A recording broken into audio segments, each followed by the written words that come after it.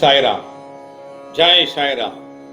உலகெங்கிலும் இருக்கிற என்னுடைய சாய சொந்தங்களுக்கு இவ்விதமான கூட்டு பிரார்த்தனைகளை வெற்றிகரமாக நிகழ்த்துவதற்கு என்னை பெற்ற பெற்றோர்களுடைய வாழ்த்துக்களாலும் நான் வணங்குகின்ற எல்லா தெய்வங்களுடைய பிரதிநிதியாக இருக்கிற நம்முடைய சாய்நாதருடைய பேரொழினாலும் உங்களுடைய பேராதரவினாலும் இத்தகைய பிரார்த்தனைகளை வெற்றிகரமாக நிகழ்த்துவதற்கு முயற்சி செய்து கொண்டிருக்கிறேன். இந்த கூட்டு பிரார்த்தனையில நிறைய பிள்ளைங்க பிரார்த்தனை பண்ணிக்கிறாங்க இல்லையா?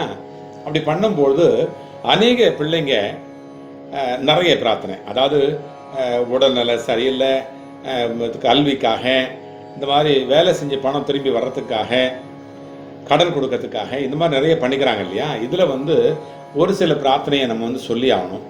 இப்போ நிறைய பிள்ளைங்க கமெண்ட் பாக்ஸ்லேயே போடுறாங்க தங்களுடைய பிரார்த்தனைகளை. நான் பேசுகிறேன் இல்லையா, அந்த கமெண்ட் பாக்ஸ்லேயே போடுறாங்க. நீங்களும் அப்படி பண்ணிங்கனாக்கா அதுலேயே நான் உங்களுக்கு பதில் சொல்லுவேன். அது எனக்கு ரொம்ப ஈஸியாக இருக்கும். அடுத்து என்ன சொல்கிறாங்கன்னா, இப்போ ஒரு சில பிள்ளைங்க எனக்கு கனவுல இன்னைக்கு பாபா சாயப்பா வந்தாகணும், அப்பா வரலன்னா அவ்வளோதான், இப்படி சொல்கிறாங்க.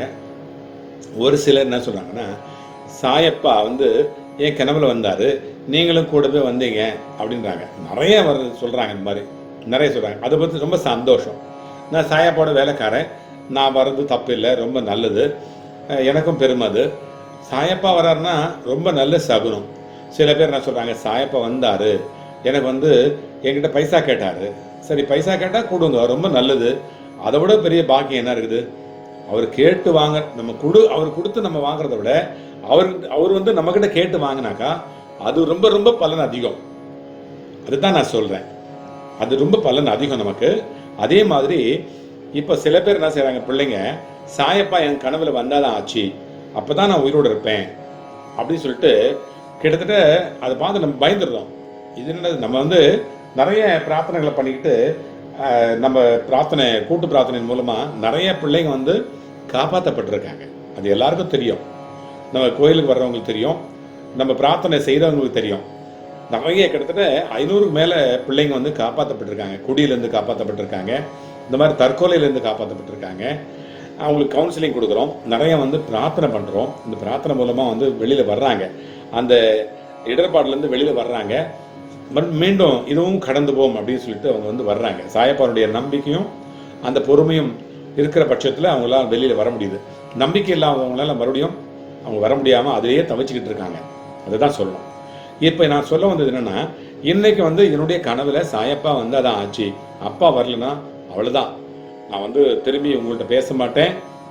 சில பேர் என்ன சொல்கிறாங்க, எனக்கு எதிரியா இன்னும் ஒரு படி மேலே போயிட்டு, எனக்கு எதிரியா எனக்கு இடஞ்சல் பண்ண என்னுடைய எதிரி என் கண் எதிர்க்க அவங்களுக்கு இன்னைக்கு அடிப்படணும், இன்னைக்கு ஒரு அடியாவது அவங்களுக்கு படணும். அடினாக்கா தானாவே, யாரும் அடிச்சு அடியில்லை, தானாவே இடிச்சுக்கிட்டு ரத்தம் வரணும், காயம் வரணும் அவங்களுக்கு, என் எதிர்க்கே அவங்க அழணும், என் எதிர்க்கே அவங்க துடிக்கணும். இதெல்லாம் நான் பார்க்கணும். அப்போதான் சாயப்பா உண்மையான சாயப்பா, இல்லைன்னா நான் அவரை அப்பாவை ஏற்றுக்க மாட்டேன். இப்படி ஒரு கேரக்டர், இப்படி ஒரு கேட்டகரிஸ், இதெல்லாம் நம்ம செய்யறதுக்கு பிரார்த்தனை இல்லை.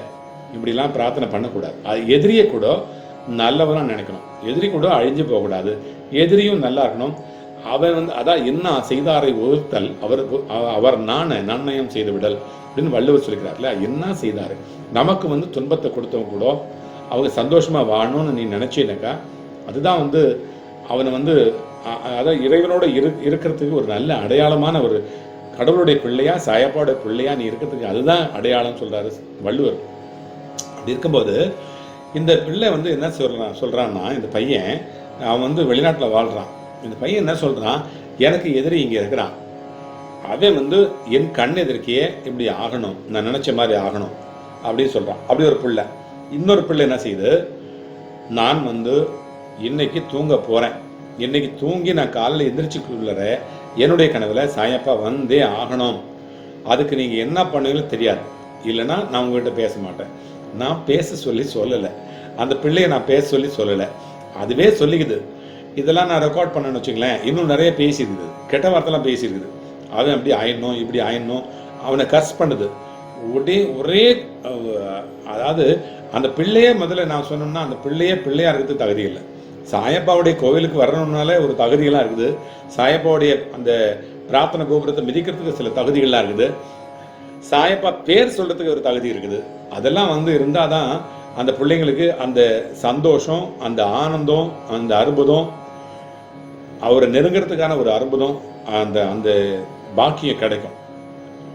இந்த மாதிரி இல்லாமல் இப்படிலாம் சொல்லக்கூடாது, இப்படியே செய்யக்கூடாது. பிள்ளைங்களுக்கு சொல்லிக்கிறேன். ஏதாவது உங்களுக்கு சந்தேகம்னா கமெண்ட் பாக்ஸில் போடுங்க. கண்டிப்பாக நான் வந்து உங்களுக்கு பதில் சொல்வேன். சாயப்பா வந்து எப்படி வணங்குறது, சாயப்பாவை எப்படி நீங்கள் வந்து மனசில் வந்து வர வைக்கிறது, அவர் எப்படி வந்து உபாசனை பண்ணுறது, இதை நான் சொல்லித் தருவேன். சம்டைம் உங்களுக்கு நேரம் இல்லைன்னா, அதாவது கமெண்ட் பாக்ஸில் போடுங்க. வாட்ஸ்அப்லேயே நீங்கள் வந்து சொல்லுங்கள். வாட்ஸ்அப்லேயே உங்களுடைய கருத்துக்களை போடுங்க, உங்களுடைய வேண்டுதல்களை சொல்லுங்கள். சாயப்பாவை கண்டிப்பாக வந்து உங்களுக்காக நான் அவர்கிட்ட கதைப்பேன். கண்டிப்பாக உங்களுக்காக அவர்கிட்ட கதைப்பேன். கண்டிப்பாக உங்களுக்கு தேவையானதை அவர் செஞ்சு கொடுப்பாருன்னு நம்பிக்கை இருக்கிற பட்சத்தில் கண்டிப்பாக அவர் உங்களுக்கு செஞ்சு கொடுப்பார். அந்த அந்த விதி அந்த முடிகிற நேரம் வந்துச்சுனாக்கா கண்டிப்பாக சரி. ஏன் இன்னும் முடியலை, எனக்கு நான் எவ்வளோ நாளாக நான் வந்து வேண்டிக்கிட்டு இருக்கேன், இன்னும் முடியலை இப்படின்னு கேட்குறவங்களாம் இருக்காங்க. சண்டை போடுறவங்க இருக்காங்க, கடன் கொடுத்த மாதிரி கேட்குறவங்க இருக்காங்க. நம்மளுக்கு அவங்க வந்து அப்படி என்ன ஆச்சு, இவ்வளோ நாளாக நான் ப்ரேயர் பண்ணிக்கிட்டு இருக்கேன், என்ன ஆச்சு, இப்படியெல்லாம் இருக்கிறவங்க இருக்காங்க. அதனால் கொஞ்சம் தயவு செய்து சாயப்பாக்கிட்ட சாப்பிட்டா பொறுமையாக நிதானமாக ப்ரேயர் பண்ணுங்க. அவருக்கு யாரும் வந்து தூதுவரும் தேவையில்லை, ஒன்றுமே தேவையில்லை. நீங்களே வந்து அவர்கிட்ட கேட்கலாம், தப்பே கிடையாது. இப்போ வந்து நம்ம பிரார்த்தனை கோபுரம் இருக்குதுனாக்கா அது வந்து ஒரு வழிமுறைகளை சொல்லித்தருது. ரெண்டாவதாக வந்து ஏற்கனவே பழகின பிள்ளைங்க இருக்கிறதுனால இப்படிலாம் சொன்னோம்னா சாயப்பா வந்து நம்மளுடைய இது செவிமடுப்பார். இதுலேருந்து அவர் வந்து எடுத்துக்கிட்டு நம்மளை வந்து கொஞ்சம் கிட்ட அவர்கிட்ட நம்ம போகலாம். அவர் எப்பவுமே கண்டிப்பாக வந்து நமக்காக காத்துட்டு இருக்கிறாரு. நம்ம அவர்கிட்ட போகிறதில்ல, அந்த தகுதியை நம்ம வளர்த்துக்கிறது இல்லை. கண்ணில் வந்து இருட்டில் கருப்பு கண்ணாடி போட்டு பார்த்தா கருப்பாக தான் தெரியும். அதனால் நம்ம கண்ணை நம்மளுடைய வழிமுறைகளை சீராக வச்சுக்கிட்டோம்னா கண்டிப்பாக அவர் நம்ம பார்க்கலாம், நம்ம கனவுல வருவார். நிறைய பேர் வந்து பிள்ளைங்க சொல்கிறாங்க கனவுல வந்து அவர் வராரு, நானே வரேன்னு சொல்கிறாங்க. நான் வர்றதுக்கு காரணம் வந்து நீங்கள் யூடியூப் பார்த்துட்டு உடனே படுத்திருப்பீங்க.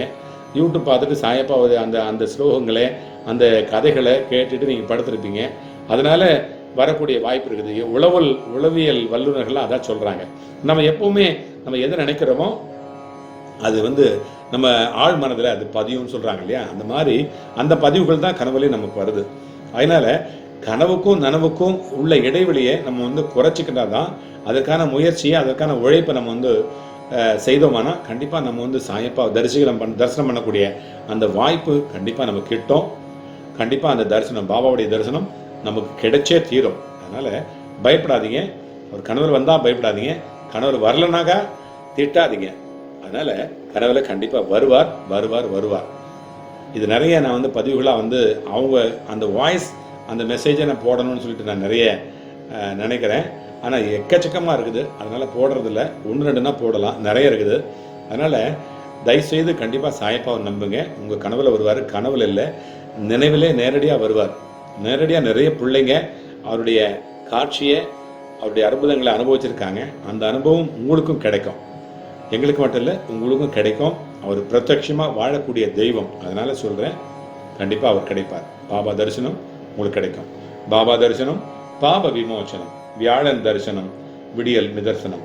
வண்டலூர் வருபவர்கள் வரியெல்லாம் மறப்பார்கள். ஜெய் சாய்ராம். என் அன்பு குழந்தையே, என் வார்த்தைகளை நீ அடிக்கடி கேட்க, வாழ்வாங்கு வாழ இந்த சேனலை சப்ஸ்கிரைப் செய்து கொள். அல்லாஹ் மலிக்.